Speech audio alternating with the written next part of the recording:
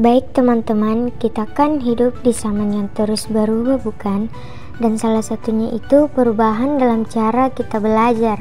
Di zaman dulu, kita mungkin cuma duduk dengar guru ceramah, mencatat terus ujian. Tapi di era sekarang, banyak metode baru yang lebih seru. Nah, di drama ini kita bakal lihat gimana cara belajar dari luar negeri mulai masuk dan mengubah pendidikan di sekolah kita. Adegan kedua, kembalinya Sahwa dari pertukaran pelajar. Di sekolah, Sahwa yang baru kembali dari pertukaran pelajar masuk ke kelas dan menghampiri teman-temannya.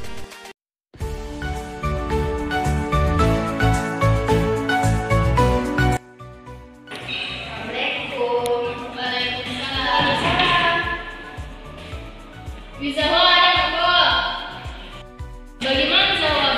Seru di sana? Siswa, bagus sekali luar negeri. Di sana tuh sekolah sama sudah belajarnya beda sekali dengan di sini.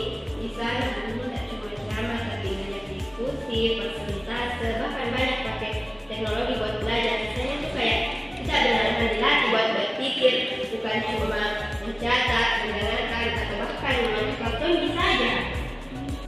Keren banget, kan biasanya kita di sini lebih sering cuma mendengarin pesan dari guru, mencatat, terus makan buat ujian saja. Bisa juga diterapkan metode itu. Harus bisa, karena mau Pak usul ini ke Pak Fatih, siapa tahu bisa kita cara baru ini kan? Adegan ketiga, diskusi dengan guru. Di ruang kelas, Pak Fatul lagi sibuk merapikan buku dan Sahwa tiba-tiba mendatangi Pak Fatul.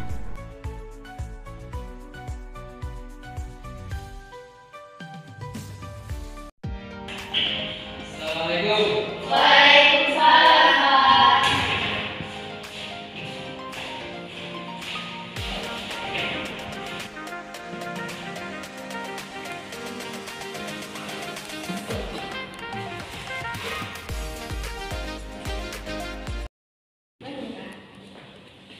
Sabar, Pak. Bapak cerita sedikit tentang pengalaman belajarku di luar negeri.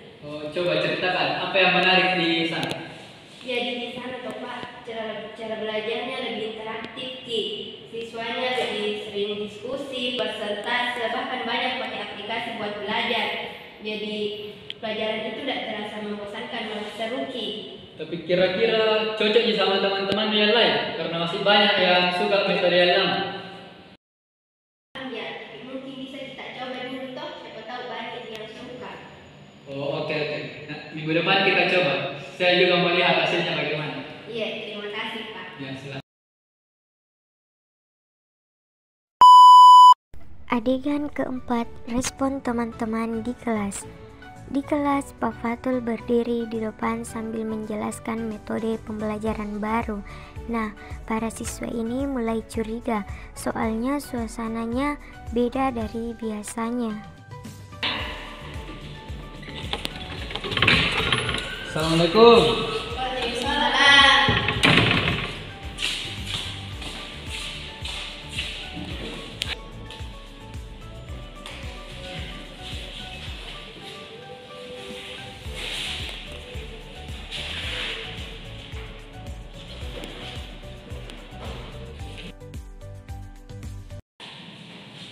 Baik anak-anak, hari ini kita akan mempelajari metode pembelajaran yang baru, yaitu diskusi kelompok. Kalian akan berdiskusi tentang difusi dan jika kalian sudah diskusi, kalian mempresentasikannya di depan.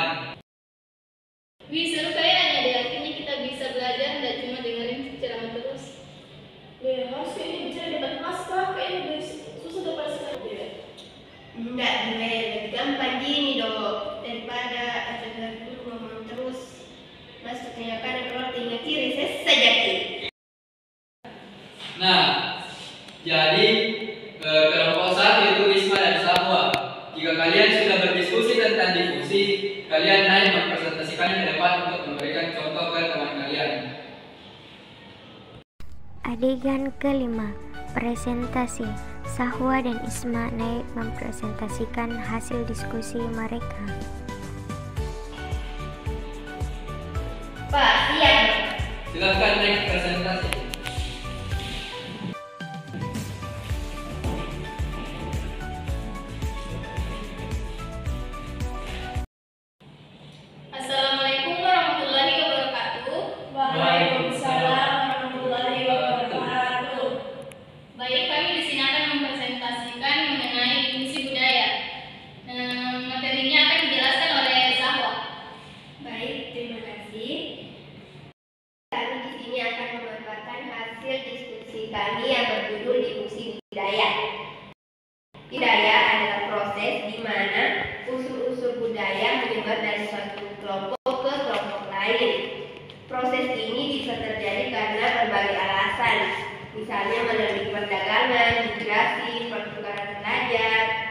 kerja atau sekedar interaksi sosial sehari-hari.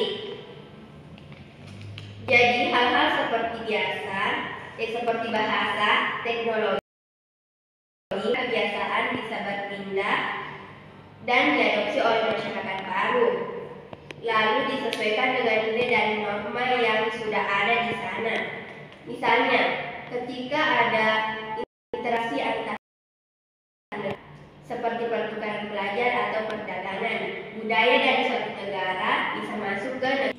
Namun yang menarik itu adalah bahwa budaya itu tidak diterima mentah-mentah. Biasanya unsur budaya tersebut mengalami modifikasi agar sesuai dengan kondisi lokal. Makanan dari luar negeri mungkin diadaptasi dengan bahan-bahan lokal agar lebih cocok dengan selera masyarakat setempat. Begitu juga dengan teknologi atau cara berpakaian yang kemudian disesuaikan dengan kebiasaan dan nilai yang sudah ada.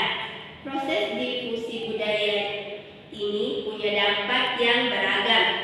Di sisi positif, difusi budaya bisa memperkaya kebudayaan lokal, misalnya dengan adanya inovasi baru. Masyarakat jadi punya wawasan yang lebih luas dan mereka pun bisa saling memahami antar budaya dengan lebih baik. Namun di sisi lain ada resiko bahwa budaya asli bisa tergerus atau hilang jika budaya luar yang masuk sangat dominan. Maka dari itu penting bagi suatu masyarakat untuk selektif. Mereka harus bisa memilah unsur budaya mana yang bermanfaat dan sesuai, sekaligus menjaga agar identitas tradisional lokal tetap terjaga. Singkatnya, difusi budaya itu ibarat pertukaran yang memberi warna baru pada kehidupan masyarakat, asalnya diimbangi dengan upaya mempertahankan nilai dan tradisi yang sudah ada. Dengan begitu, masyarakat bisa mendapatkan manfaat dari budaya luar tanpa kehilangan jati diri mereka sendiri. Baik, itulah tadi pemaparan materi dari kelompok kami. Apakah ada yang ingin bertanya? Saya. Baik. Baik, terima kasih atas kesempatannya. Jadi dari pemaparan materi tadi yang saya tangkap itu, kalau nggak semua budaya luar itu bisa diterima dalam suatu masyarakat. Coba jelaskan apa sih alasannya? Baik, terima kasih. Itu. Nah, jadi nggak semua unsur budaya luar bisa langsung diterima di suatu masyarakat karena ada banyak faktor yang ikut berperan. Misalnya, perbedaan nilai dan norma yang sudah mengakar dalam budaya lokal. Setiap masyarakat punya cara hidup, kepercayaan, dan aturan yang dianggap tepat. Jadi, kalau ada budaya asing yang tidak sesuai, wajar saja kalau mereka ragu dan bahkan menolak.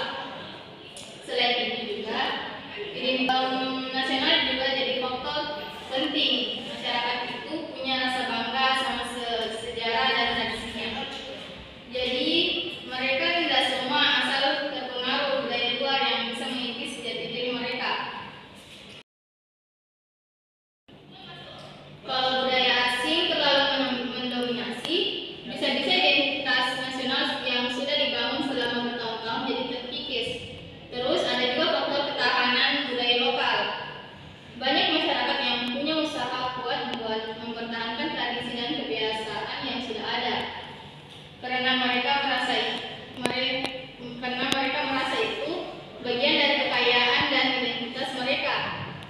Mereka berusaha menjaga agar tradisi itu tidak tergeser oleh pengaruh asing. Karena mereka tahu betul bahwa budaya itu punya nilai historis dan sosial yang penting buat menjaga keharmonisan dan kekayaan warisan leluhur.